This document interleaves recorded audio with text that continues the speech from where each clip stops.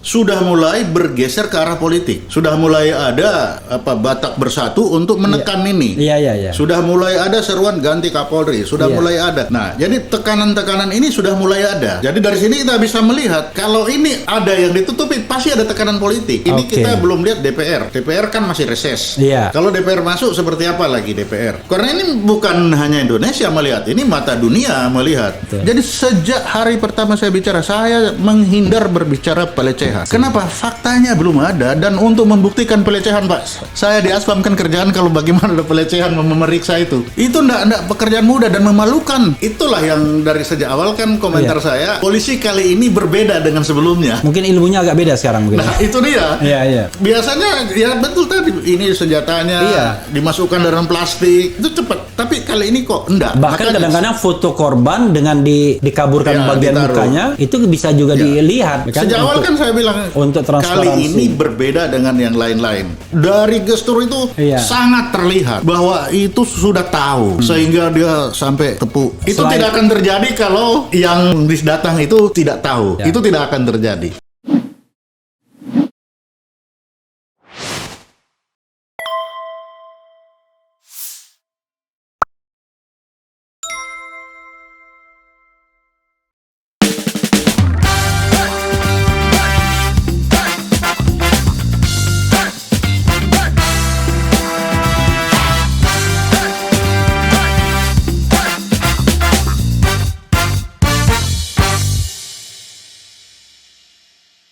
Assalamualaikum warahmatullahi wabarakatuh, Sobat RH sekalian. Jumpa lagi kita di channel yang keren ini. Keren cadas. Di depan saya ada mantan kabais ya. Karena itu saya tidak ragu-ragu menggebrak meja. Kalau dipanggil bro terlalu muda. Jadi beliau pangkat terakhir Laksamana ya, Laksamana muda terus ya, karena itu dipanggil bro cocok. Sulaiman B. Ponto. Selamat siang Pak. Selamat siang. Oke. Kalau sudah ada ponto-pontonya kita tahu ya, pasti dari Solo. Pokoknya semua orang dari Solo. Karena penting itu Pak soalnya. Ya. Jadi Pak Sulaiman Ponto lahir di Sulawesi Utara Pak ya? Iya, betul. Sulawesi Utara tahun 6 November 1955. Iya. Terakhir pensiun tahun 2013. Oke, dengan dengan jabatan terakhir Kabais. Waktu itu Panglima TNI-nya siapa, Pak? Pak Agus Suartono. Pak Agus Suartono ya. Dari angkatan Laut juga ya. Terus diganti Pak Muldoko. Pak Muldoko, setelah Pak Muldoko, Angkatan Darat lagi. Pak Gatot lagi. Pak Gatot, setelah Pak Gatot barulah dapat Angkatan Udara, ya kan? Setelah Angkatan Udara harusnya Angkatan Laut lagi. Angkatan Darat lagi ya, gitu. Memang kadang-kadang nasihatnya kan jangan lupa daratan. makanya tidak pernah dilupakan Angkatan Darat ya. Mabuk laut. Mabuk laut. Makanya susah diangkat ya kan, karena bisa mabuk laut ya kan. Apalagi mabuk udara gitu ya. Pak Ponto, terima kasih sudah datang Pak ya. Jadi pernyataan Bapak di RH Channel ya sebenarnya dari diskusi itu ya yang kita muat kembali itu viral Pak. Ada yang sudah tahu kejadian aslinya. Kira-kira begitulah ya kan. Ini jadi soal penembakan di rumah Verdi Sambo, Purnawirawan TNI, ada yang sudah tahu kejadian aslinya. Ada pertanyaan yang ingin saya mulai Pak ya. Pertama, Bapak tentu mengikuti betul kasus Brigadir J ini Pak ya. Dan mudah-mudahan perkembangan terakhir dari A sampai Z. Cuma yang sama-sama kita tidak tahu, kita belum tahu tersangkanya. Ya, itu dia. Sampai sekarang. Yang kedua, tolong Bapak pertanggungjawabkan, kok tiba-tiba ada pernyataan itu pasti sudah ada yang tahu kejadian aslinya. Padahal kata polisi, kita ini sedang yang namanya scientific criminal investigation. Kira-kira begitu ya kan? Dengan scientific criminal investigation itu kita berhati-hati untuk menentukan kasus ini. Walaupun pihak lain mengatakan sama ke lawyernya mengatakan kalau saya diserahkan kepada saya setengah hari selesai itu. Ada yang bilang nggak usah pakai tim khusus Mabes Polsek aja bisa itu kan kasus pembunuhan yang sebenarnya sederhana. Silakan Pak Ponto, Bapak mengeksplorasi apa yang Bapak pikirkan tentang kasus ini sampai perkembangan hari ini. Jadi begini, Pak Refli, terima kasih. Ya. Jadi saya melihat itu dari ilmu intelijen. Oke. Jadi dari ilmu intelijen itu kita selalu kalau melihat situasi itu kalau tidak pasti itu kan fog, Iya. foggy. Iya. Jadi kabut ya. Iya. Nah, fog kabut itu fog terdiri dari FOG. G. Nah, dari situ supaya jelas maka fog itu harus ditiup. Bukan frog bisa lompat dari Lompat frog. nanti dia.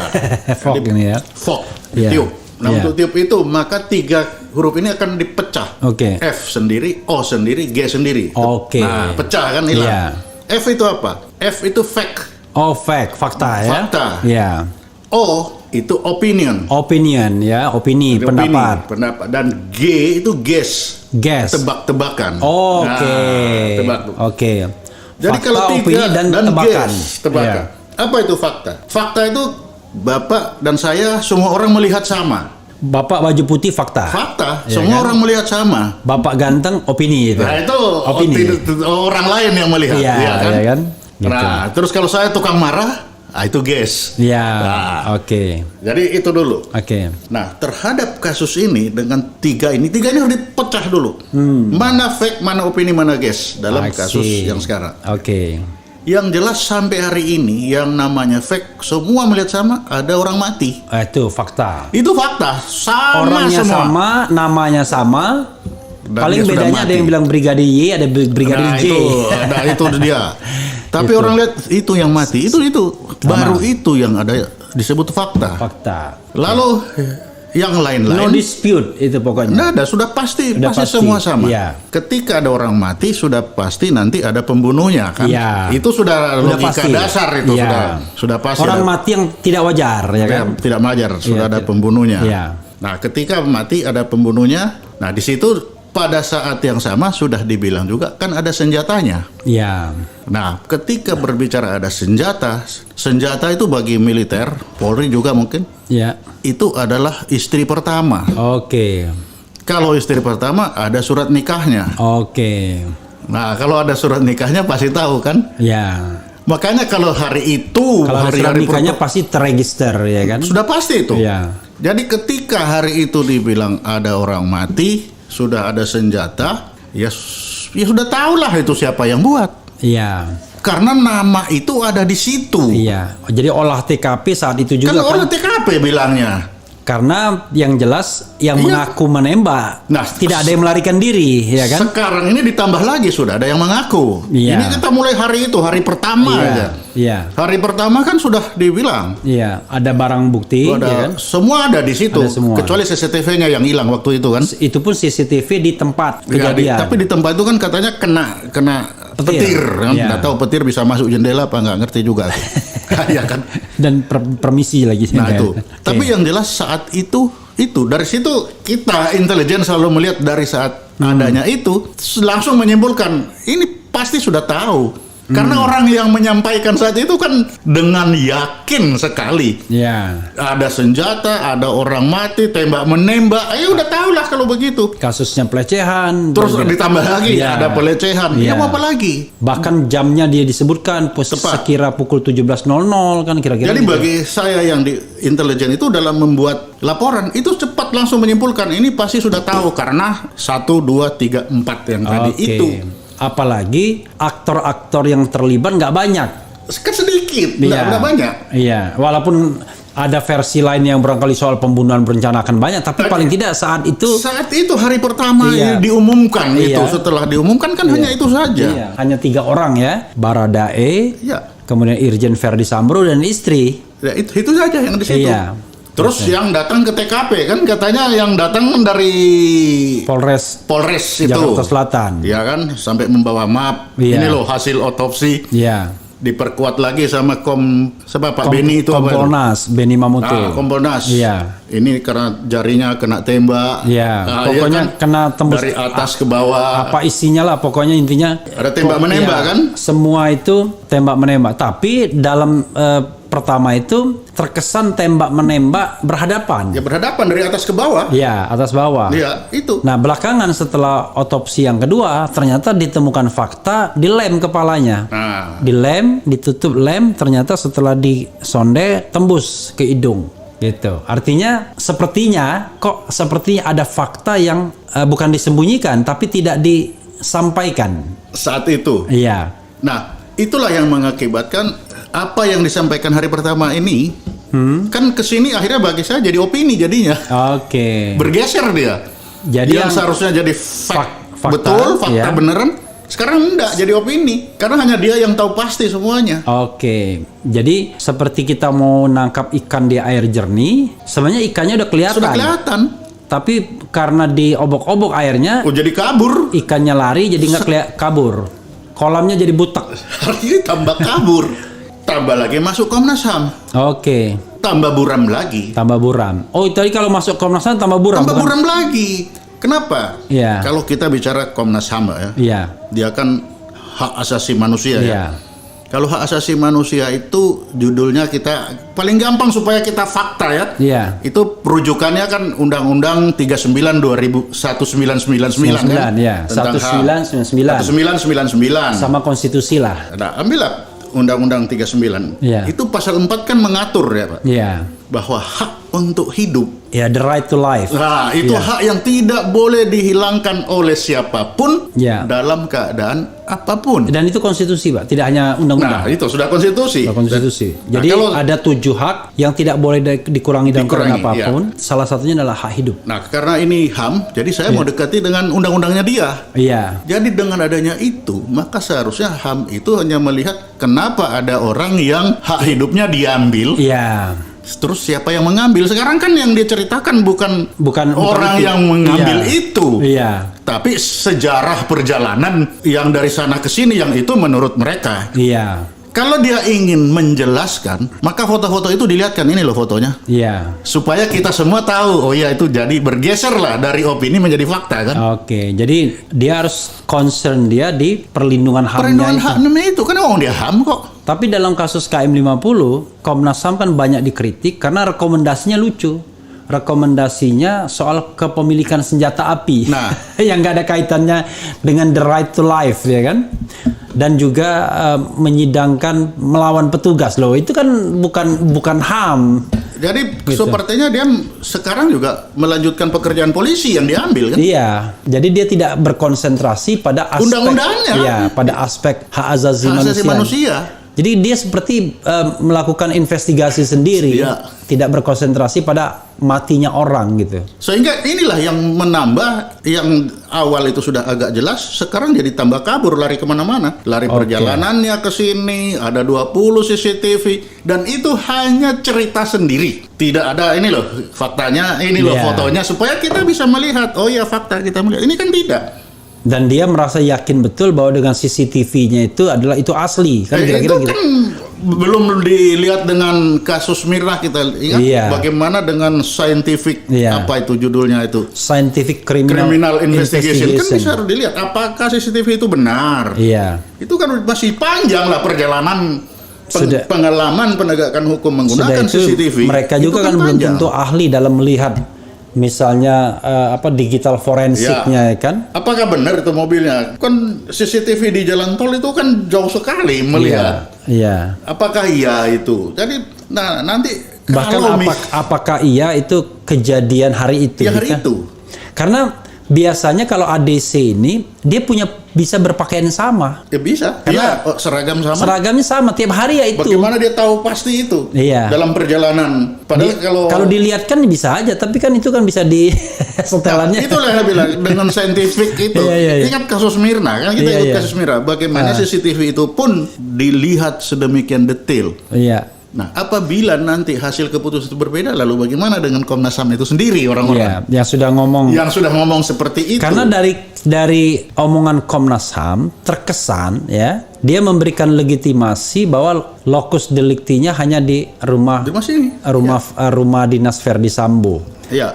Padahal dalam keyakinan pengacara ada versi lain yang dia harus pertimbangkan. Mungkin lokus deliktinya Magelang atau Atau di mana? antara perjalanan antara Magelang Jakarta misalnya. Karena mempertimbangkan menurut versi mereka sekali lagi karena di situ ada bekas-bekas penganiayaan. Ya, itu dia. Karena kalau misalnya time frame yang dikemukakan Komnas HAM itu singkat sekali waktunya Pak Ponto. Karena 39 itu istri Ferdi itu baru bergerak ke rumah dinasnya. Let's say kalau 39 barangkali kalau ditambah 10 menit dia masuk kamar udah 49. Ya kan? Sampai dia kalau lihat waktu, konsen waktu. Dia bergerak sampai masuk kamar 49. Lalu kapan Brigadir E masuk kamarnya juga lalu mau melecehkan, menodongkan senjata lalu keluar lagi karena pada pukul 17.00 dia sudah dinyatakan mati.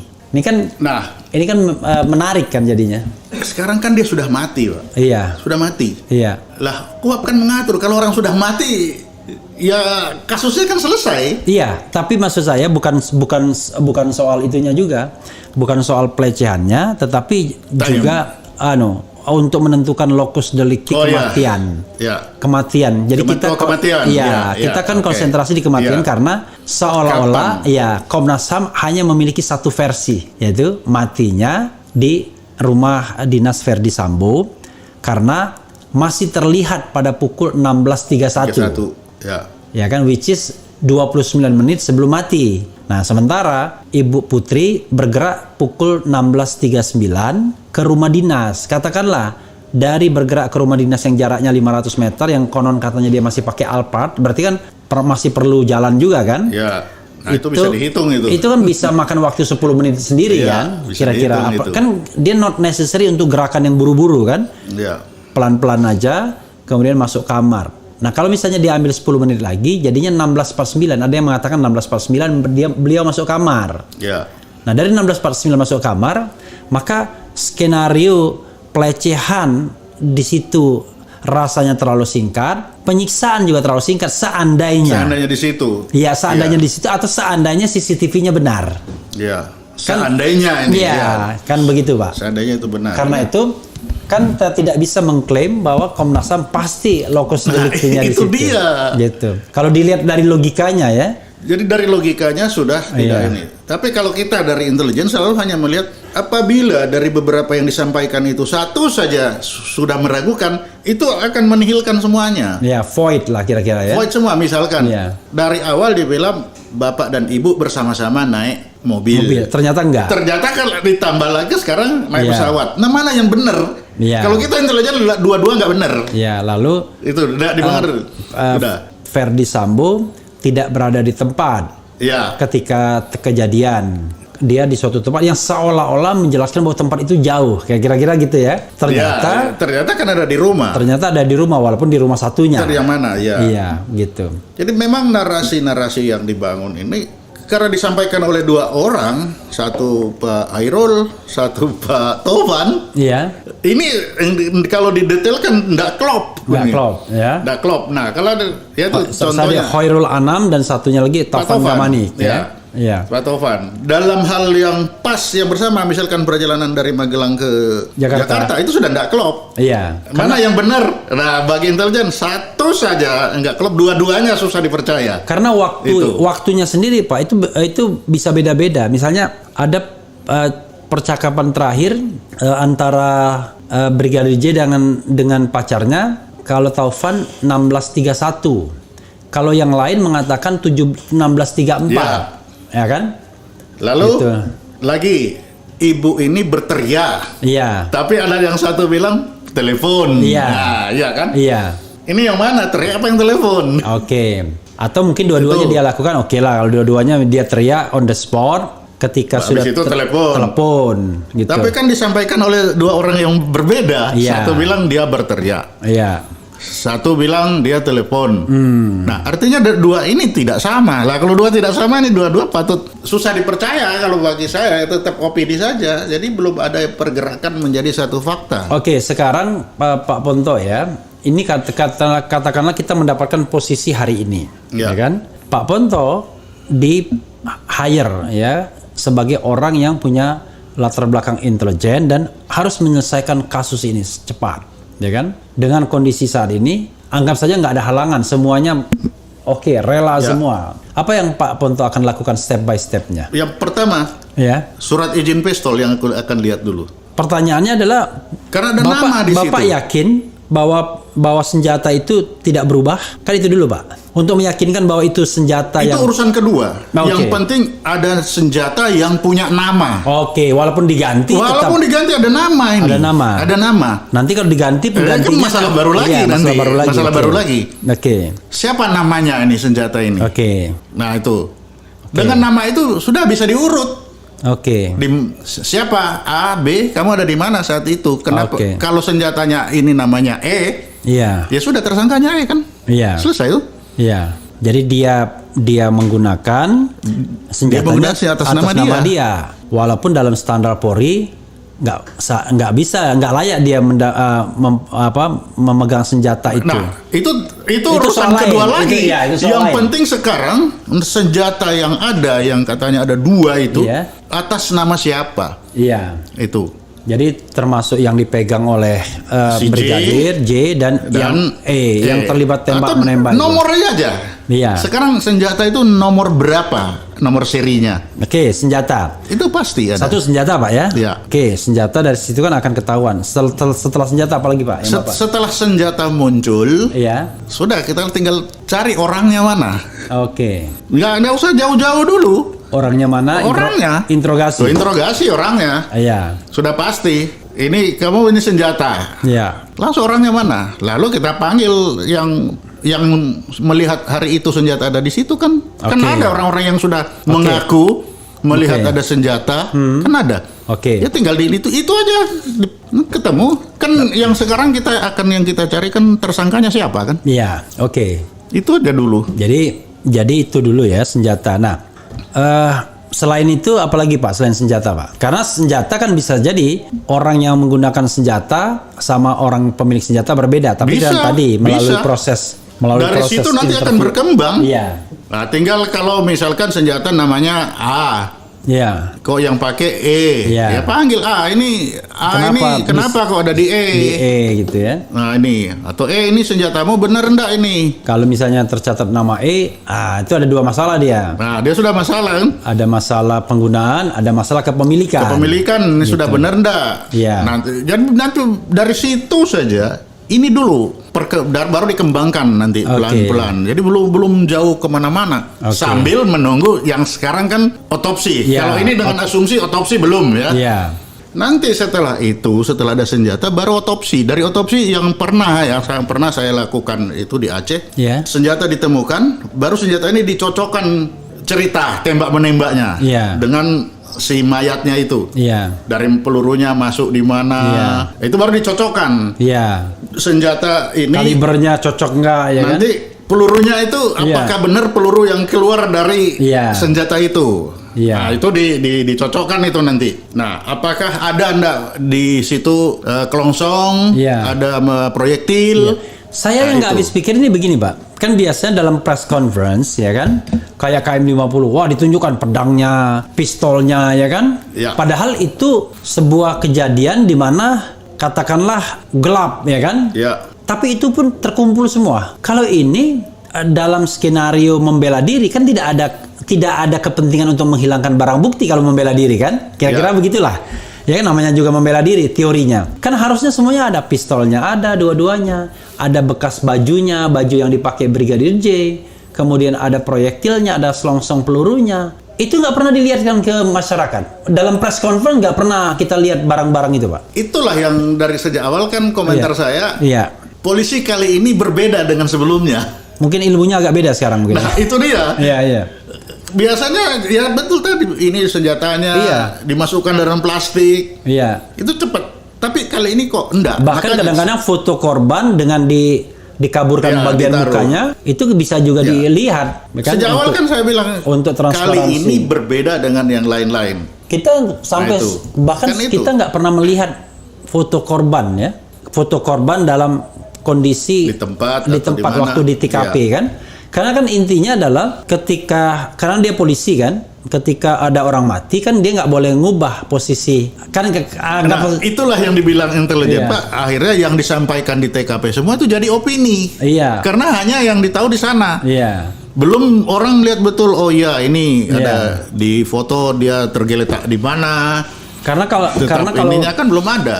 pertanyaannya adalah berapa lama antara meninggal sama Kapolres datang itu juga belum, Polres datang juga masih Itu belum tahu. belum tahu kita. Apakah ngendon 2 jam misalnya 3 jam ya kan untuk memikirkan skenario misalnya, ataukah langsung dia oh ya ini ada accident gini kan langsung datang misalnya. Nah itu yang kita nggak tahu juga. Nah, itulah yang saya bilang sampai hari ini. Iya. Kita masih fact-nya itu hanya orang mati, yang lain itu masih opini dan tebak-tebakan. Tebakan semua. Nah, celakanya kalau opini dan tebak-tebakan ini terlalu lama dibiarin, nanti ini dianggap menjadi fakta itu. Iya. Karena separuh Iya kan?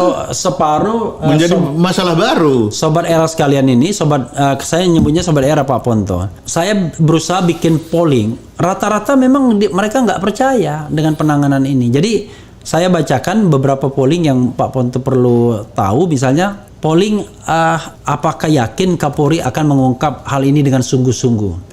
Ternyata yang tidak yakin atau tidak percaya itu angkanya 90% dari puluhan ribu yang memberikan pendapat. Jadi memang jomplang sekali. Ini memang bukan sebuah metode ilmiah di mana seperti survei itu. Tapi paling tidak dengan menjaring 20 sampai 30 ribu pendapat, ya minimal mewakili lah perasaan orang Indonesia atau perasaan orang yang memperhatikan ini kan, gitu. Jadi nggak bisa juga disepelekan angka yang mewakili perasaan orang ini kan, nggak mungkin juga polling diikuti 100 juta rakyat di Indonesia, itu namanya pemilu bukan polling kan. Ini misalnya saya tunjukkan, ini scroll ke bawahnya panjang masih karena banyak setelahnya kan. Nah, misalnya ini saya membuat beberapa polling termasuk percaya kepada Komnas HAM misalnya, itu juga orang nggak percaya. Jadi tingkat tidak kepercayaan itu terlalu tinggi dan ini menurut saya memang bahaya. Misalnya gini, apakah Anda yakin Kapolri bersungguh-sungguh dalam mengungkap kasus Brigadir J dalam kurung berupaya mencari kebenaran sebenar-benarnya? Yang voting, yang sudah ikut polling 28.000 orang. Dari 28.000 orang itu, yang sangat yakin cuma 5%, yang yakin 5%, kalau digabung 10%. Nah, yang tidak yakin 58%, yang sangat tidak yakin 32%, 90% kalau digabung. Jadi dari 28.000 orang, itu hanya 10% yang yakin Kapolri bersungguh-sungguh. Kan gawat, Pak. Kalau kita lihat dari kepercayaan publik. Lalu kepada Komnas HAM, apakah Anda yakin Komnas HAM akan bertindak profesional dan independen dalam kasus Brigadir J? Itu 26.000 yang voting, yang polling, sangat yakin 4%, kemudian yakin 5%, kalau digabung 9%, tidak yakin 60%, sangat tidak yakin 31%, jadi 91%. Iya. Dan ini adalah polling yang tentu kita tidak bisa kontrol, karena yang bekerja adalah mesin YouTube yang kita bukan kekuasaan kita. Bahkan kalau memang mau dikendalikan, yang punya kekuasaan mengendalikan kan kekuasaan, bukan kita kan ibaratnya. Nah, jadi ada persoalan Pak Ponto. Di satu sisi kita hanya dibekali opini tadi. Dan dugaan. Tebak-tebakan. Dugaan. Fakta cuma satu, yaitu orang mati yang bernama Brigadir J. Itu no dispute. Tapi di sisi lain prosesnya lama. Ini sudah hari yang ke-8, kira-kira hari ke-25 sudah. 25-26 hari sudah. kalau 23 hari saja kan sudah. Ya 25 hari sudah. Nah, ini sudah hari yang ke-25. Tapi di sisi lain, masyarakat nggak percaya sama institusi yang terlibat dalam proses ini. Baik kepada Polri, kepada Komnas HAM, dan mungkin juga Kompolnas. Karena di sini saya tidak bisa mengatakan pasti, tapi karena Kompolnas saya tidak masukkan polling di sini. Tapi kalau Kompolnas dan Komnas HAM kan, Komnas justru bisa dianggap lebih jauh independen. Tapi ini saja nggak dipercaya, apalagi Kompolnas yang dianggap kok ini seperti bagian dari kepolisian. Apa yang harus dilakukan, Pak? Dengan banyak ceritanya daripada faktanya, kemudian prosesnya lama, tidak ada kepercayaan masyarakat. Jadi memang gini Pak, kita lihat kan Komnas HAM dimasukkan ya. Tapi dalam sistem penegakan hukum kita ada satu yang belum dimasukkan, kejaksaan. Kalau kita lihat kejaksaan sebelum KUHP 81, dia kan juga penyidik. Lalu nanti kan dia akan menjadi penuntut. Nah, sekarang kan kejaksaan masih belum terlibat. Padahal secara formal yuridis dia bisa masuk di situ. Kalaupun nanti misalkan penyidikan dia tidak percaya, dia kan bisa juga melakukan penyidikan lanjut. Iya. Tetapi di dalam penyelidikan, Iya. kejaksaan itu punya yang namanya jam intel. Jaksa Agung Muda Intelijen. Nah, kerjaannya itu kan menyelidiki. Iya. Nah, menyelidiki itu kan bebas-bebas saja. Iya. Tidak perlu harus ditunjuk, tapi dengan adanya ini dia sudah bisa turun ikut menyelidiki bersama.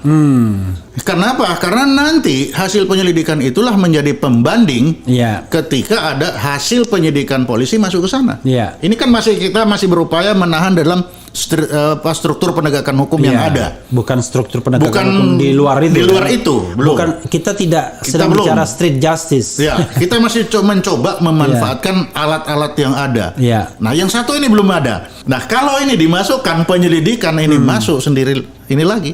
Nah, nanti kalau ini sudah tidak masuk dan ini kan di luar, tidak perlu ininya dari Kapolri. Iya. Karena dia independen, masing-masing kan independen. Dia punya hak untuk ikut menyelidiki.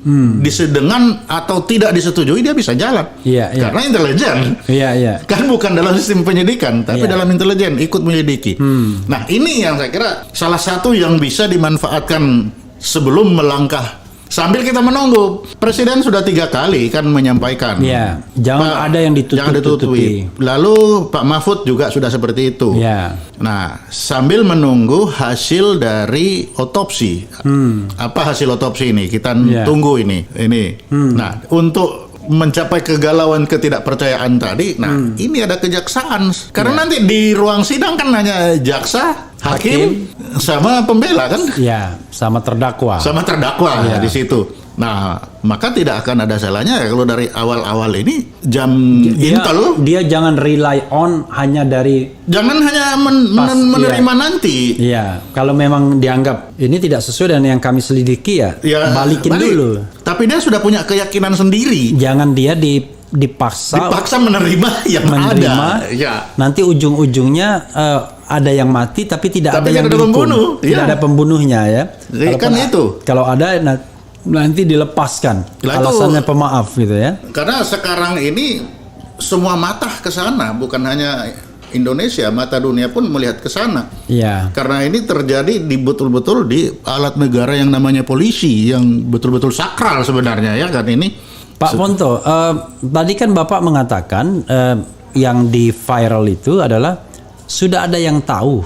Tentu Bapak bukan fakta, dugaan juga ya kan? Ya kan? Pasti dugaan juga. Tapi kira-kira apa yang mendasari dugaan Bapak bahwa mengatakan bahwa ini sudah ada yang tahu dengan jalan cerita yang sesungguhnya gitu? Yang pertama ya yang datang ke situ kan dia sudah ketemu, sudah lihat semua itu. Iya. Itu yang pertama. Terus yang paling kelihatan itu ya ketika pertemuan 2 orang sahabat. Oke, yang peluk-pelukan. Ya. Kalau antar atasan bawahan itu paling datang guys. Iya. Sore gimana? Ayo minum dulu. Iya. Tapi ini ketemu kok sudah sedih. Memberikan simpati gitu ya. Ada simpati, sedih. Nah, ini ada apa kok jadi sedih-sedih seperti itu? Nah, kita intelijen ini kan selalu langsung dikaitkan. Sederhana Pak ya. Misalnya ya, kalau kasusnya cuma sekedar pelecehan begitu, kemudian ditembak karena membela diri, mungkin tidak sampai sesedih itu mungkin ya. Ya kan dugaan kita ya. Toh kalau kita lihat time frame-nya, ini mohon maaf kalau kita lihat time frame ini dengan segala hormat kepada siapapun ya yang diduga korban sekalipun. Kalau lihat time frame-nya kan belum sempat apa-apa. Kalau misalnya cerita itu benar. Karena kan masuk kamar lalu kemudian teriak, ya kan? Ceritanya. Ya, ceritanya. Ya. Kan artinya dari cerita itu sendiri kan belum sempat apa-apa, ya kan? Lalu ditambah time frame tadi yang 16.49 baru masuk kamar. Jadi 16.49 kan berarti kurang 11 menit dari ini. Jadi katakanlah setelah masuk kamar diikuti masuk kamar, misalnya kalau seandainya cerita itu benar, lalu teriak, nodongkan pistol teriak. Tapi gara-gara teriakan itu kemudian keluar lagi kan? Ya. Keluar lagi kan? Artinya sorry in English not doing something, ya kan? Ya kan? Nah, artinya jadi saya bermain psikologi jadinya. Kan tidak parah tentang pelecehan. Iya, untuk sampai kemudian lagi-lagi ini dugaan. Ya. Untuk sampai pada tadi adegan sesal menyesal, tangis menangis, cium kening dan lain sebagainya. Jadi kalau lagi-lagi, Iya. kalau Kan saya kita lihat ya, kita membaca psikologi dan gesture ya ya. kan? Jadi lagi-lagi secara intelijen, Iya. saya mengesampingkan yang namanya pelecehan. Oke. Saya kesampingkan. Kenapa? Karena bagi saya itu hanya opini. Oke. Jadi saya tetap bertolak dari ada yang Fakta. ada yang mati. Ada yang mati. Oke. Dengan ada matinya ini, baru kita tarik. Kenapa kok sedih-sedihan? Iya, iya. Berarti sedih-sedihan ini ada hubungan dengan yang mati. I see. Bukan dengan yang pelecehan. Karena itulah fakta. Karena ini fakta. Iya, iya, iya. Jadi iya. supaya tidak bergeser kemana-mana. Iya, jadi mulailah dari fakta. Mulailah dari fakta ini. Iya. Sehingga dia sedih-sedih karena ada yang Mati. Jadi sudah tahu ini kematian ini mengapa jadi sedih. Iya, iya, iya. Karena kalau tidak tahu kenapa sedih-sedihan. Bahkan kalau kita imajinasi kita Iya liar, kan? dia sudah berpikir konsekuensinya Konsekuensinya apa? Sudah panjang. Iya, udah panjang. Udah panjang.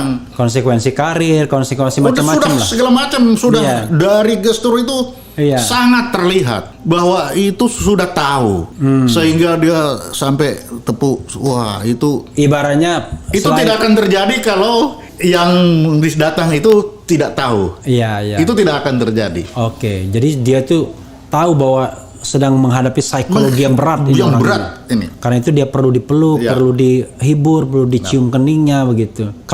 Dan itu harus berangkat dari fakta. Berangkat dari fakta. Jangan berangkat dari opini. Jangan dari opini, itu saya kesampingkan itu. Oke, Dari awal saya kesampingkan this is itu. good point ya. Jadi sobat era sekalian, kita tidak kadang-kadang gini, lawyer dari pihak istri Sambo kemudian protes. Nah, Protesnya adalah kok kasus pelecehan ini seperti dilupakan. Padahal itu masih opini, itu opini. masih opini. Masih opini. Yang fakta orang mati.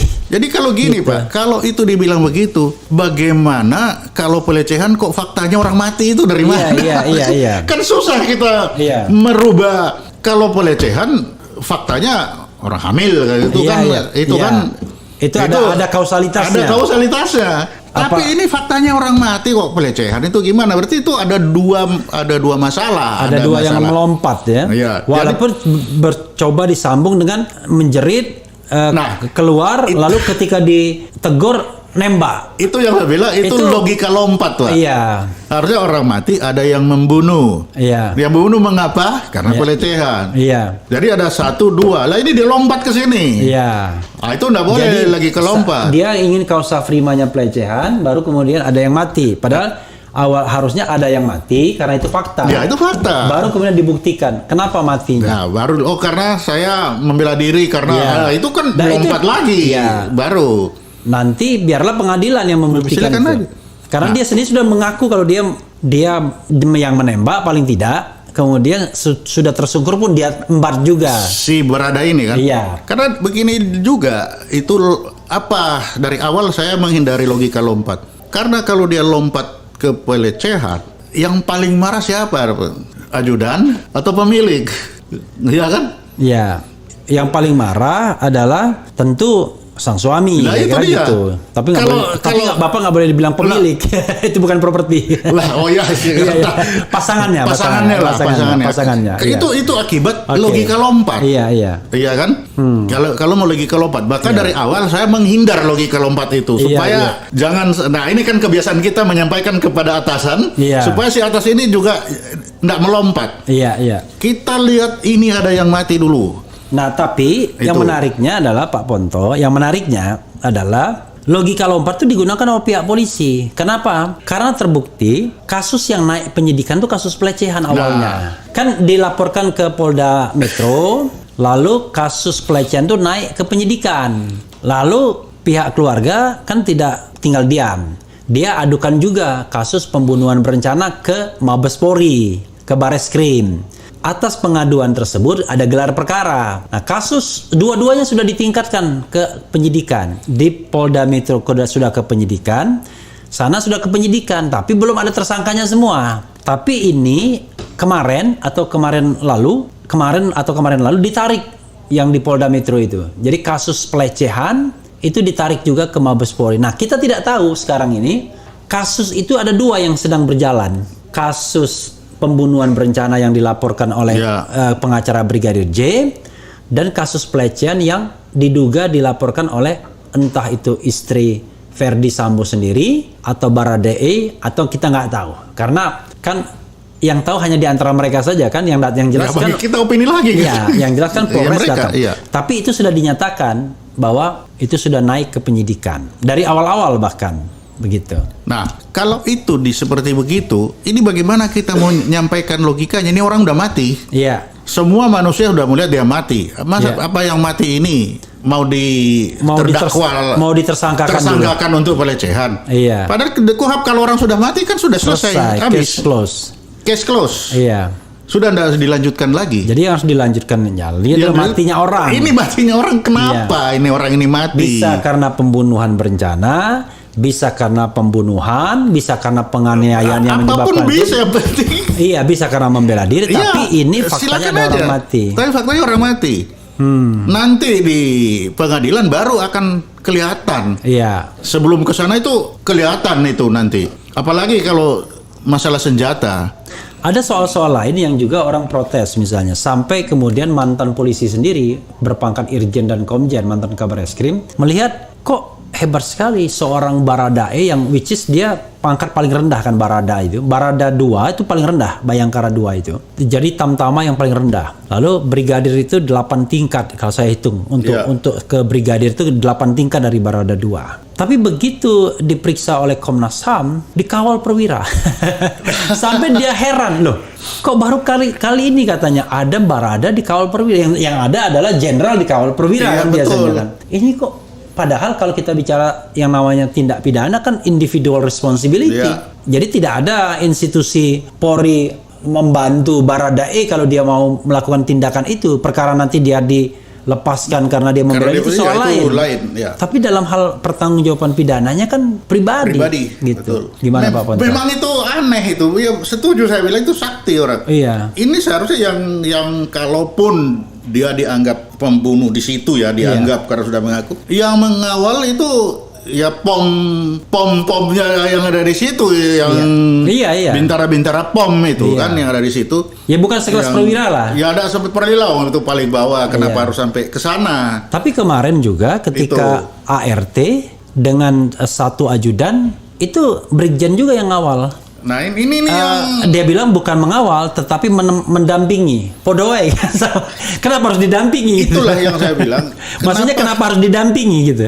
Jadi ini yang saya bilang, mengapa kok kasus yang saya bilang dari awal itu kan sepele kok jadi seperti begini akhirnya kan berkembangnya jadi seperti tadi, orang melihat kok jadi ada apa? Pikiran intelijen Pak Ponto kenapa? Ya kan dari awal kan saya bilang ada sesuatu yang disembunyikan.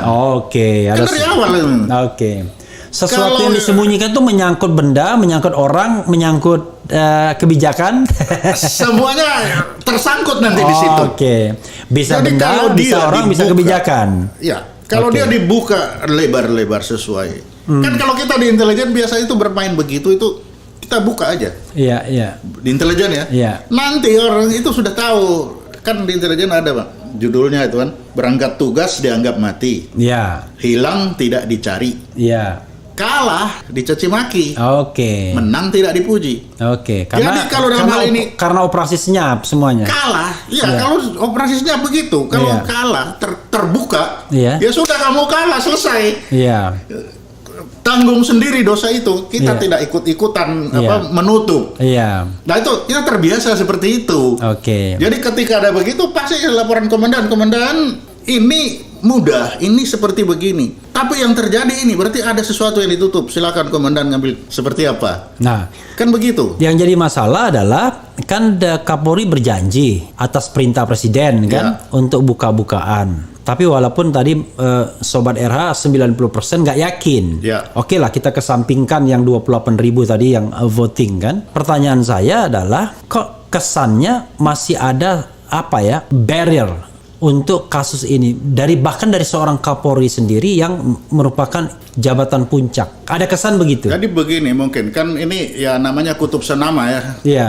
ada efek psikologis, sehingga untuk itu beliau ingin betul-betul fakta yang kuat, yang kakinya pun tegar. Iya. Karena Mas ini kan baru separuh kakinya kan. Iya. Yang separuhnya masih ada di otopsi. Iya. Dia akan menunggu itu. Oke. Apakah hasil otopsi ini seperti apa berbunyinya dia? Oke. Dari situ baru kita lihat. Karena masih ada satu proses yang belum Iya. selesai ininya. Tapi let's say ya, kalau misalnya otopsi itu benar, akhirnya let's say, karena saya lihat juga dokumen akta notarilnya yang dibawa ke sini. Pertama, tembakan itu 4, kan begitu? Ya. Tapi luka itu belasan, kalau nggak puluhan, kayaknya belasan. Ya. Jadi menjelaskan serempetan peluru itu hebat sekali, pelurunya belok-belok kayak ngenain macam-macam ya kan? Misalnya kaki dibolong, padahal tembakan itu cuma kena pergelangan kiri kalau tidak salah, rahang sini, dada kiri, sama kepala belakang. Itu 4 tembakan. Awalnya 5 dulu awalnya. Cerita awalnya kan 5 tembakan kena semua. Ya. Kemudian dia 7 tembakan nggak ada yang kena kan kira-kira Ya, gitu ya. waktu dulu awalnya. Nah, lalu ada fakta misalnya otak nggak ada, adanya di dada. Nah, lalu kemudian kemarin saya baca pankreas hilang, ya kan? Pankreas hilang. Kalau kita lihat misalnya, saya merasa ya kan nggak jauh-jauh amat lah dari apa yang disampaikan oleh tim pengacara yang diwakili oleh seorang dokter. Tentu kan dokter ada etikanya yang dia harus jaga kan, seorang dokter dan seorang magister kesehatan. Ya. Jadi dia memberikan kuasa kepada seorang dokter dan magister kesehatan untuk ikut otopsi dan diminta untuk mencatat semua hal. Nah, dari catatan itu terkuak yang seperti itu. Paling ada beberapa sampel yang harus ditentukan untuk apakah ini karena senjata ataukah karena benda tumpul dan lain sebagainya, untuk luka-luka yang tidak ada kaitannya dengan lubang-lubang peluru tadi yang diambil sampel-sampelnya itu, ya kan? Tapi kan kita sudah bisa bayangkan tuh Pak. Paling tidak yang nggak dibantah adalah tembakan dari kepala belakang ini. Bapak bisa bayangkan nggak kalau dalam posisi tembak menembak tiba-tiba kenanya kepala belakang.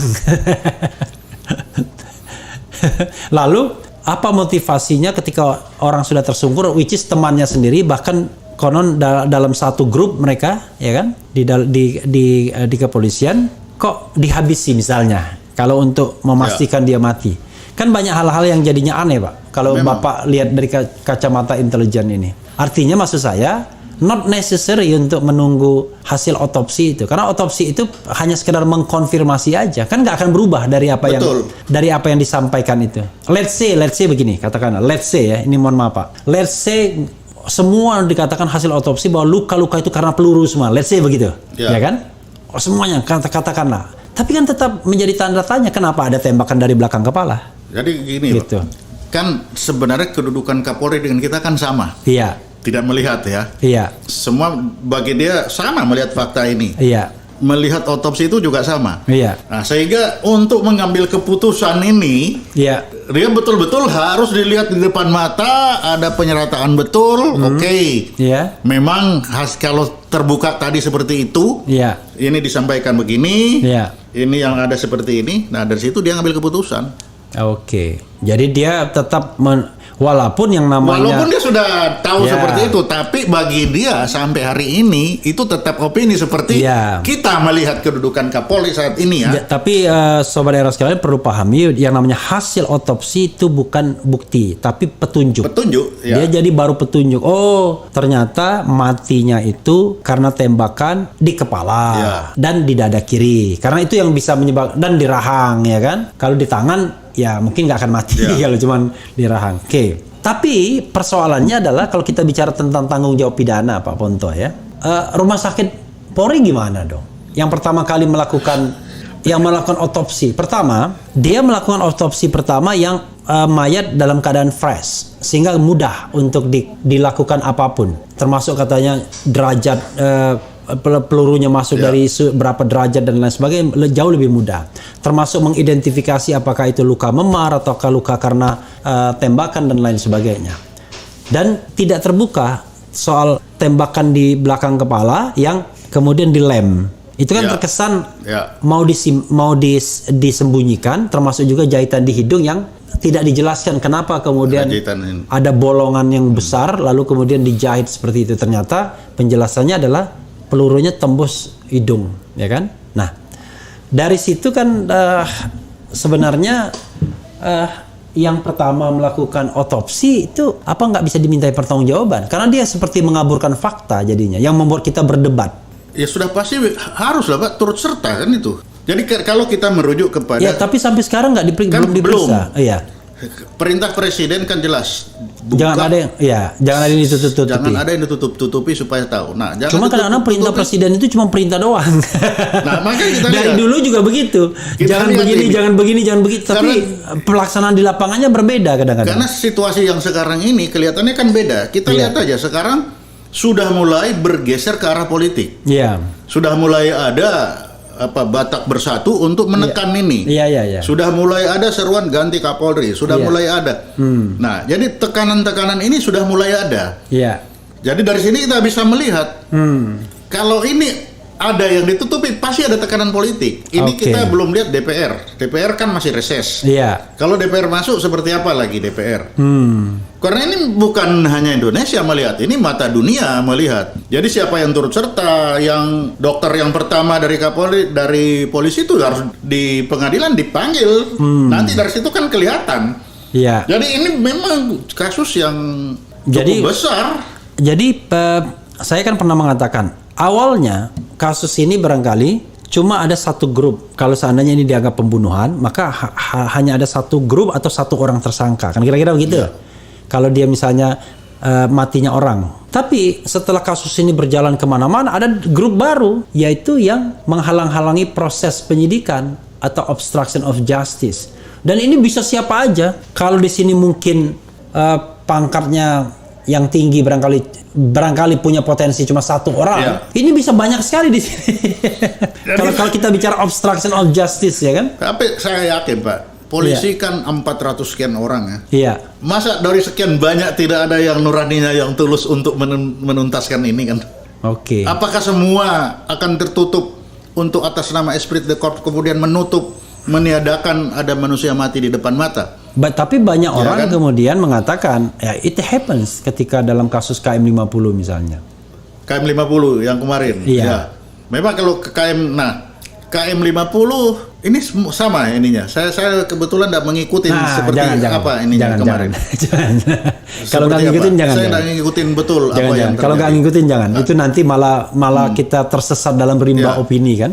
Jadi gitu. Kalau yang ini Pak, saya kira di dalam polisi, anggota polisi pun itu ada yang tidak semualah yang mari kita tutup, tapi ada yang mari coba kita benahi ini, kita buka. Karena ini apa? Ini bisa terjadi bukan hanya bagi kita, bagi keluarga, bagi siapa aja itu bisa.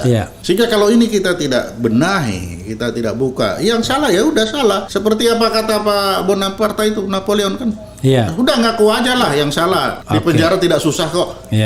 Kan jelas dari beliau. Ya kalau itu di penjara tidak susah kalau hukumannya nggak berat. Tapi kalau hukumannya pembunuhan atau lagi pembunuhan berencana bisa kena 20 tahun. Ya siapa yang berbuat, siapa yang bertanggung jawab. Iya. Siapa yang menabur, siapa yang menuai. Iya. Menabur angin, menuai badai itu sudah biasa. Tapi di sini dituntut tanggung jawabnya seperti apa? Tidak bisa ada barang mati di depan dalam rumah yang jelas. Tiba-tiba tidak ada yang bertanggung jawab. Pak Susno bilang orangnya jelas, matinya jelas, semua jelas. Tiba-tiba sampai hari ini belum ada jelas. Tersangka tuh. Padahal orang mayat di hutan aja tiba-tiba bisa jadi tersangkanya kan? Kemarin Pak Taufik bilang soal pencurian handphone dan penganiayaan. Karena pencurian handphone itu tiba-tiba 11 orang yang sudah ditetapkan sebagai tersangka. Karena di kasus lain Pak, mudah sekali kadang-kadang polisi menetapkan orang sebagai tersangka. Misalnya ITE misalnya. Kan gampang sekali mengadaan tersangkanya. Dan jangan dibilang hukumannya tidak berat Pak. Ada yang dituntut 6 tahun, ada yang dituntut 5 tahun ya kan sekarang ini. Padahal cuma ITE, bukan kasus pembunuhan. Nah, gitu. Dan mudah sekali dinyatakan sebagai tersangka. Ya kan? Hanya karena satu tweet misalnya dianggap satu barang bukti kan? Alat buktinya tweet. Kemudian tinggal cari ahli kan? Udah 2, langsung bisa jadi tersangka. Itu beberapa kali kan terjadi kan dengan beberapa aktivis yang ya katakanlah macam-macam lah, ya kan? Itu maksud saya untuk kasus yang sebenarnya tidak ada penghilangan nyawa, tidak ada kerugian material, penegak hukum mudah sekali menetapkan orang sebagai tersangka. Tetapi untuk kasus di mana ada penghilangan nyawa seperti ini, sampai sekarang malah tersangkanya belum ini. ada. Memang sekarang ini ujiannya di sini Iya, nih. iya. Ini ujian yang terbesar di penghujung pemerintahan Pak Jokowi, di pemerintahan Pak Lisio. Ini ujian terbesar. Seperti apa ini kita akan selesaikan? Gimana ujungnya ya? Ya gimana ujungnya ini? Memang Tapi kalau mau bicara ujung begini Pak, kuncinya kan di Presiden Jokowi sesungguhnya. Kalau seandainya Pak Kapolri tidak mampu karena semangat Korps tadi misalnya untuk mengungkapkan ini sebenar-benarnya, kan akhirnya kan ya presiden akan memilih. Iya, responsibility kan sebagai semua akan kembali ke presiden nanti. Kan tinggal dia yang kemudian perintahkan. Bahkan dia bisa ganti Kapolri kalau dia mau. Bisa. Iya kan? Misalnya. Walaupun dengan persetujuan DPR itu soal lain, tetapi intinya adalah artinya dia bisa saja membuat kebijakan yang radikal bisa dalam hal ini. Jadi sekarang kita tunggu bagaimana rasa keadilan di tangan presiden sekarang. Iya, karena dalam menunggu melihat ini ya perkembangan. Ya mungkin perlu sekali di polling ya. Menurut Anda perintah presiden itu sekedar lip service atau memang presiden sungguh-sungguh? Ya, Kayak perlu di polling juga kayaknya ya. Oke, ada beberapa komentar ya. Oke, ini ada yang memperingatkan saya. Refli, jangan kebanyakan ngomong. Biarkan narasumber yang ngomong. Oke, silakan Pak. Saya tidak akan motong Bapak, ya kan? Silakan Bapak step by step merenungkan kasus ini dan what has to be done, ya kan? Silakan Pak. Jadi untuk kasus ini kan, kalau kita intelijen bekerja kan step by step. Makanya step pertama itu saya bilang tadi, senjatanya dulu. Nanti setelah senjata dapat baru melangkah. Kalau ini senjata belum ada, ya kita tidak bisa melangkah. Nanti kalau kita melangkah masuk ke opini lagi. Jadi dari fact demi fact kita cari satu persatu. Fact-nya muncul, senjatanya dari kemarin kan bicara Glock. Oke, sekarang nggak usah bicara Glock punya siapa. Mana catatannya? Dilihat. Bisa kelihatan. Setelah itu siapa orangnya? Setelah orangnya, baru senjata ini. Yang di lapangan kemarin mana kelongsongnya, mana proyektilnya. Nah itu. Ini yang harus duluan. Kalau ini belum dijalankan atau belum muncul, ya kita terperangkap di opini dan tebak-tebakan. Ya ini yang terjadi sampai hari ini, kita terperangkap di opini dan tebak-tebakan, makin lama makin jauh kemana-mana. Kita harapkan Komnas HAM bisa menahan. Sebenarnya ilmu intelijen dengan Komnas HAM kan sama Pak. Kita melihat dari mana orang mati, baru kita melangkah. Komnas HAM kan sebenarnya sama. Dia pakai pasal 4 bahwa hak hidup adalah hak yang tidak boleh dihilangkan oleh siapa saja. Artinya yang dia harus cari siapa yang menghilangkan ini kan? Yeah. Sama sebenarnya. Yeah. Jadi kalau dua ini dia cari, udahlah nggak usah cerita dari Magelang, nggak usah. Itu nggak usah dicerita. Itu bukan urusannya Komnas HAM, itu urusan polisi. Urusan Komnas HAM itu deketin aja dengan pasal 4 itu bahwa ada penghilangan hak untuk hidup itu dilanggar. Yeah. Nah, siapa yang melanggar hak untuk hidup? Itu aja yang dicari dulu. Oke, the right to life ya. Ya, itulah Komnas HAM. Tapi bukan bercerita demi detik ini kemarin. Wah, itu akan mengakibatkan nanti tebak-tebakan baru lagi. Dengan ini loh, langsung satu nebak. Jadi ini dimuncul main tebak-tebakan. Faktanya nggak bergerak. Jadi sudah berapa hari fakta tidak bergerak. Itu saja. Jadi kalau kita sebagai petugas intelijen sudah nggak ada lagi yang mau dilaporkan, hanya ini aja. Karena yang lain itu semua masih dalam lingkup opini. Oke. Ya nanti mungkin ada baiknya juga kita kalau bisa kita undang juga pihak kepolisian ke sini ya kan. Kalau mau. Tapi kalau tidak mau minimal pengacara yang bukan Brigadir J tapi pengacara yang dari mungkin Ferdi Sambo, dari Bu Putri, ya barangkali untuk keseimbangan. Ya itu makanya kalau kita bilang kalau kita harus sepakat dulu, kita jangan mulai dengan yang hanya tahu saya, yang hanya tahu Bapak, hanya tahu, jangan. Kita mulai dari semua kita melihat. Oke, ya itu ada. Ya udah itu aja dulu, jangan kemana-mana. Oke. Nanti dari situ baru logikanya, itu karena ada senjata, mana senjatanya? Oke. Kalau sudah cerita lain-lain itu nanti, itu pembelaan nanti. Tapi belum sekarang. Atau kalau sudah berani seperti itu, ini loh fotonya. Nah itu Tapi jangan kalau tidak, ya itu menambah menambah panjang dunia opini. Iya. Dan menghasilkan, kalau sudah ada opini pasti ada tebak-tebakan ujungnya. Iya, tapi sekali lagi Itu. kan opini kemudian tebakan itu tidak akan berkembang seandainya penyidik cepat Iya, dan betul. transparan kerjanya. Makanya sekarang memang serba salah. Kayak misalnya gini, kalau kita berkomentar wah itu opini semua. Nanti tambah marah kan sana. Iya, tambah itu. marah. Tapi kalau kita diam saja, kasusnya nggak bergerak-gerak. Jadi kalau diem, ya memang ini dijalankan apa enggak ini? Iya. Iya kan? Padahal hak publik untuk Padahal tahu. hak publik untuk itu. Makanya yang bergerak ini harus dari faktanya harus bergerak. Tapi kalau dia bergerak dari sekarang kalau dibiarkan dia bergerak dengan opini, maka ada tebak-tebakan ya. Jangan nanti kan tambah marah kemarin sudah. Ya. Ini akan kemana-mana nanti. Malah khawatirnya nanti kasus utamanya tidak selesai. Nah, itu yang bilang tadi. Yang muncul adalah kasus-kasus berita bohong, Jadi dari situ, pencemaran nama dari baik. opini dan tebak-tebakan ini menghasilkan fakta baru. Iya, jadi tindak pidana Fakta baru, masalah baru kan Iya. itu. Oke. Padahal Memang- masalah awalnya nih nggak belum selesai, belum memang bergerak. serba dilematis ya Belum bergerak. di negara yang katakanlah masih bermasalah dari sisi transparansi ini kan, gitu. Ya judulnya efek psikologis lah katanya. Efek psikologis. Tapi maka di sini bagaimana presiden ketegasan. Tapi Oke. kalau kita mau sabar lagi, kita coba satu lagi alat kejaksaan ini bagaimana? Oke. Ya kan masih ada satu alat lagi. Ya, instead of kita Ya, ngomong tentang orang per orang, Daripada kita bicara iya kan, orang per orang yang akan memunculkan terus spekulasi, Iya. barangkali lebih baik kita udahlah kita minta presiden ya kan? atau presiden cepat lah. Iya gitu. Oke. Kalau tidak ini makin lama makin hari makin opini makin banyak, tebak-tebakan biasanya 2 kali dari opininya. Kayaknya dia bilang, Bang, undang si Patra pengacara Sambo. Kalau saya yang tahu dia pengacara istrinya Sambo ya, apa pengacara Sambo juga. Nanti kita undang ya. Saya mau cari nomor teleponnya teman saya juga, Patra MZen, tapi saya belum temukan lagi nomor teleponnya. Tapi nanti saya minta akan kita undang, insya Allah ya, biar berimbang. Walaupun nanti sama ujungnya. Kan kuncinya bukan di para lawyer ini, kuncinya kan Ini di nanti hakim. Iya. Nah, padahal Oke. hakim kan cuma cari kan 3 Pak hakim itu Iya. cari. Di mana matinya? Iya, Siapa yang mati? iya. Bagaimana cara mati? Siapa yang membunuh? Iya, Kan ini 3 ini. siapa yang menghilangkan nyawanya? Siapa yang menghilangkan nyawanya? Oke. Kan 3 ini. Iya. Lah sekarang kan yang dibicarakan di luar dari 3 ini. Coba. Coba kita lihat ini, sangat setuju dengan Pak Ponto. Nggak ngerti nih sangat setuju yang mana.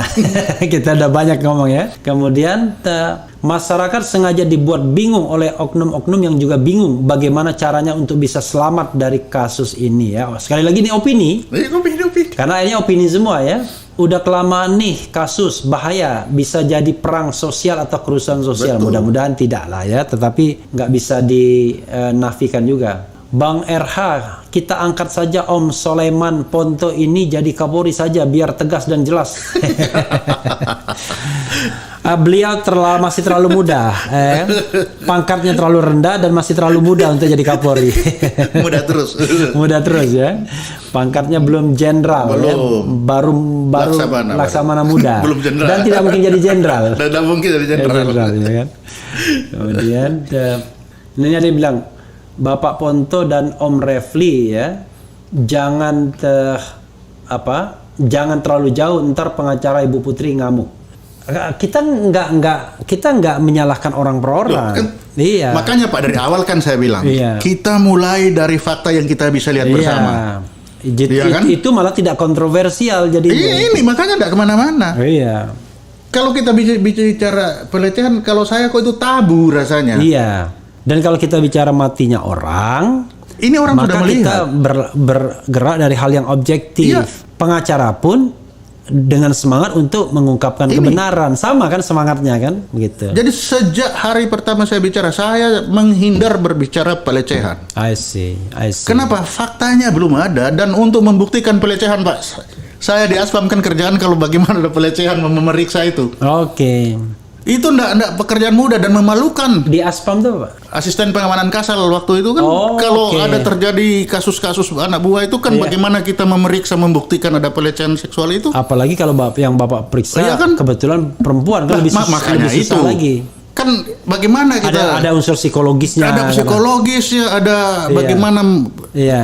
bagi orang ini. Makanya dari awal karena ini tidak ada faktanya, saya mengesampingkan itu. Oke, jadi Kan kita mulai dari matinya orang dari matinya aja. orang. Oke. Karena kalau tidak, bayangkan opini dalam pelecehan seksual itu kayak apa nanti orang Iya. kemana-mana itu. Tidak hanya opini tapi imajinasi, Pak. Nah, ini bahkan Iya. nanti itu dari opini kan berimajinasi. Iya, gitu. Padahal semua berlebihan imajinasi, Iya. nggak ada faktanya. Coba. Dan nanti akan muncul penghakiman kepada Nah, yang celaka kan Iya, kesian. Belum itu, belum lagi peng- turunannya, iya, jadi belum sampingnya. Itu kayak penghakiman apa? ya, Tinap. Itu yang kita Makanya tidak dari mau. awal saya tidak mau berbicara itu. Oke. Itu. Oke, itu nanti objektif ya. Ke depan kita akan bicara Itu. yang Karena itu masih opini. Justru saya ketika misalnya lawyer mengatakan jangan dilupakan kasus pelecehan, nah itu malah kontraproduktif Nah, itu ya. kontraproduktif. Iya. Karena kalau kita berbicara fakta korban pelecehan itu gimana? Iya, Ini. iya. Jadi Ini belum kita dekati dengan ilmu hukum bahwa ini Iya. orang sudah mati. Iya, oke. Dibilang Gitu. baju almarhum Bang. Ya kita sudah katakan tadi bajunya di Iya. mana. Kita nggak pernah lihat soalnya. Ya, itulah. Ya bilang Gitu kan ya. faktanya belum ada. Iya. Saatnya untuk reformasi Polri ya. Saya tidak tahu ya itu apakah momentum untuk kemudian Bang undang Pak Mahfud MD biar jelas. Oh, kalau Pak Mahfud diundang pun nggak jelas juga.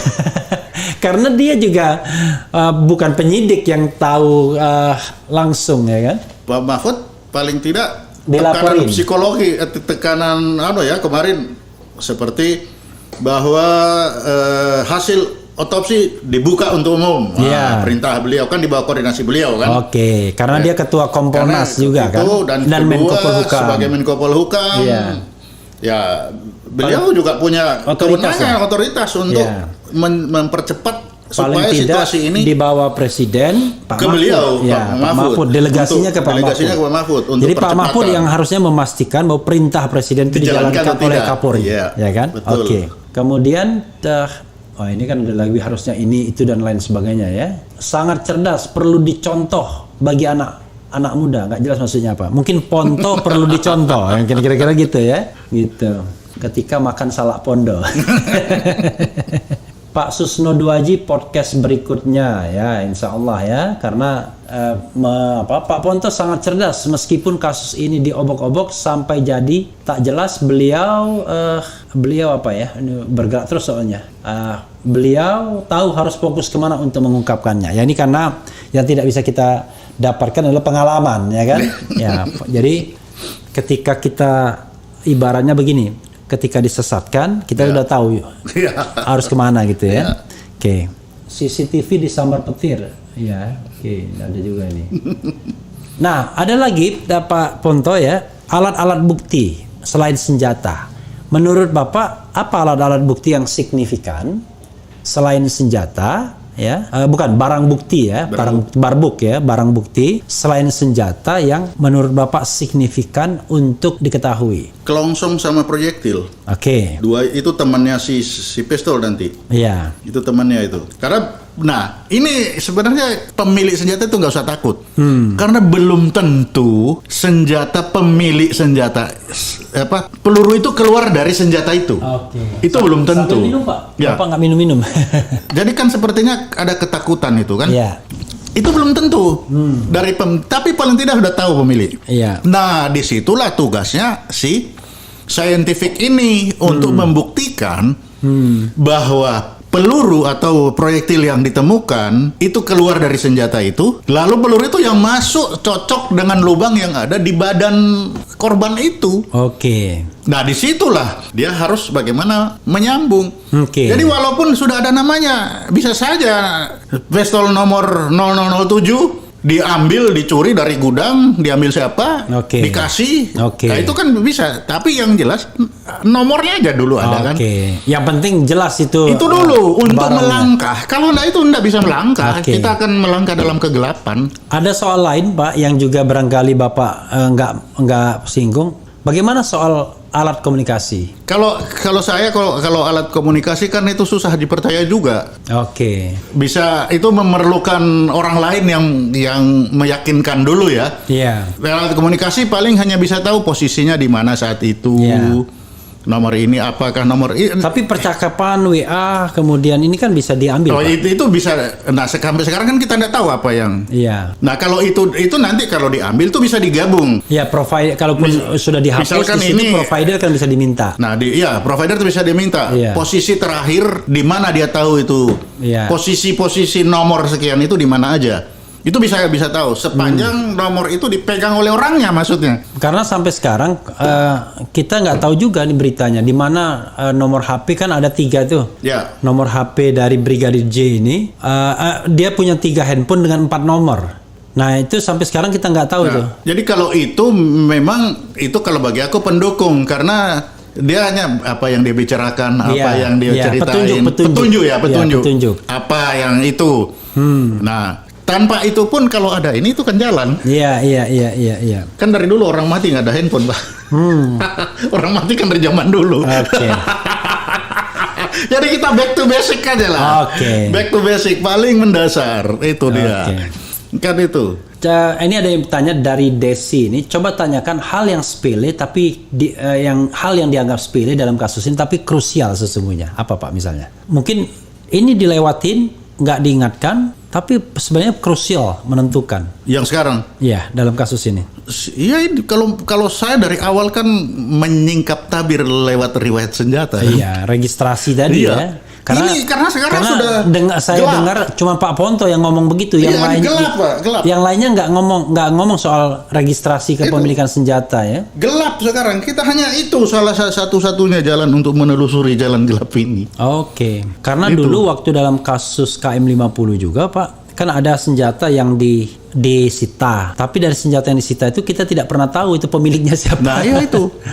Karena harusnya ada registrasi. Harus ada registrasi. Tapi belakangan dibilang itu senjata rakitan. Awalnya senjata asli waktu press conference, tapi dibilang senjata rakitannya sudahlah.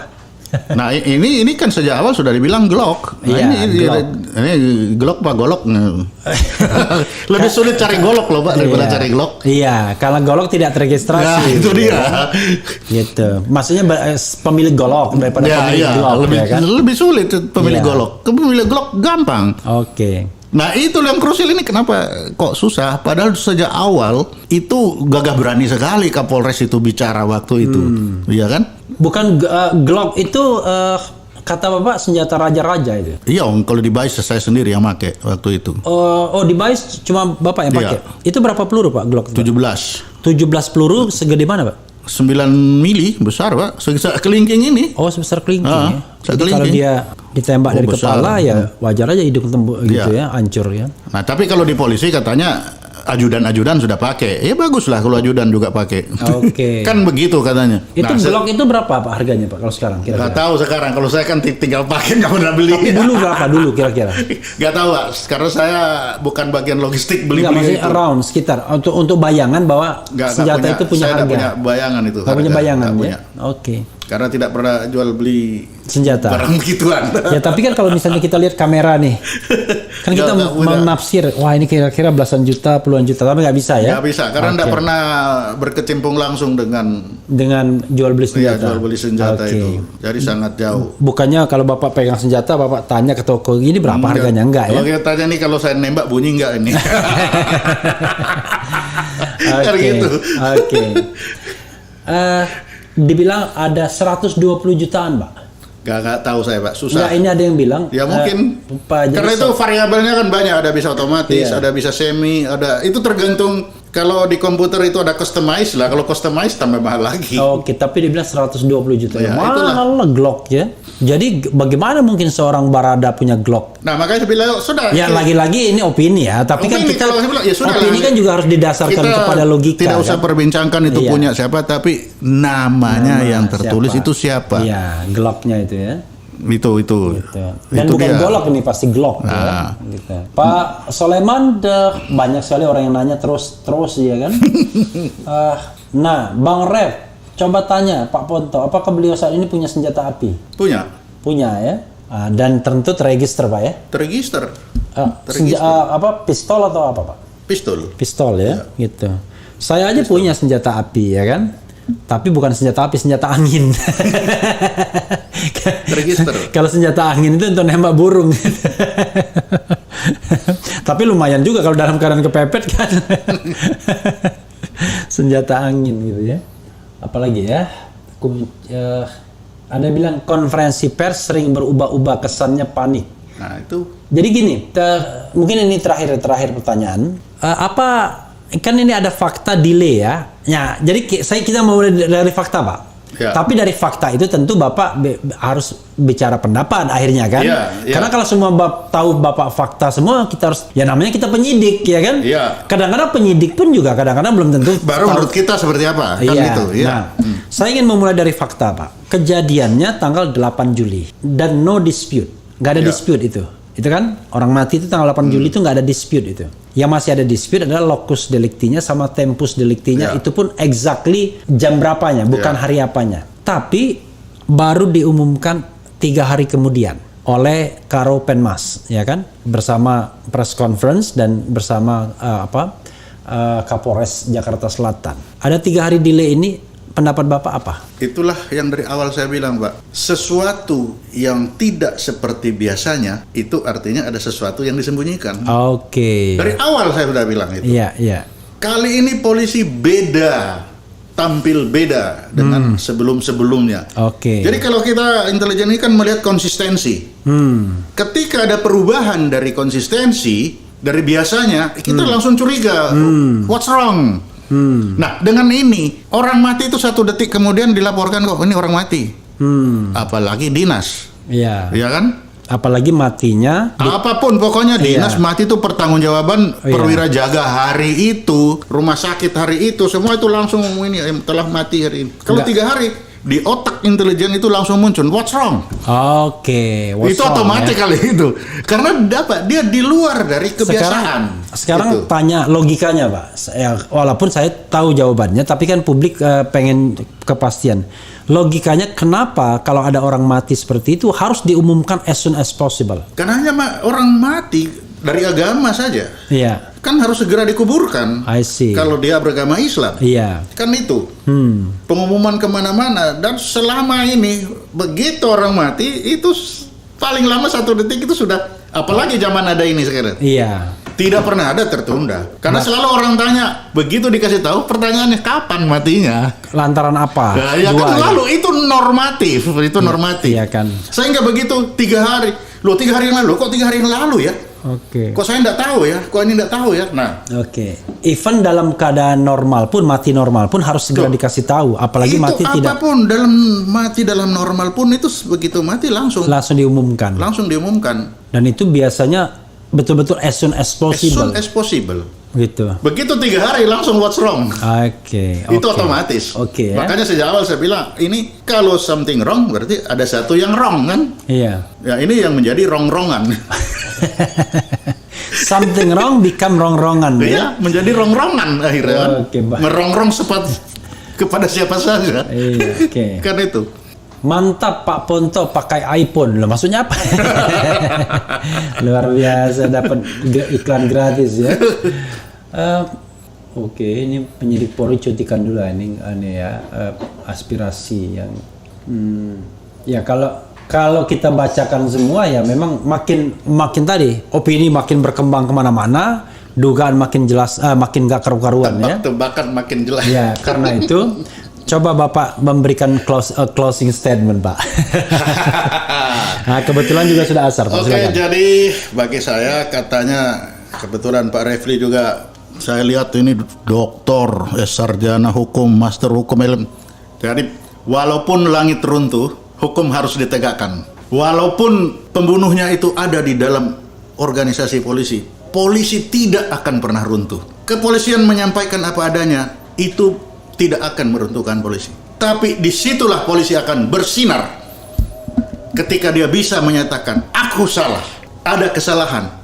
Dan itu bukan dia runtuh, tapi dia akan semakin bersinar. Karena itu polisi kita bersama.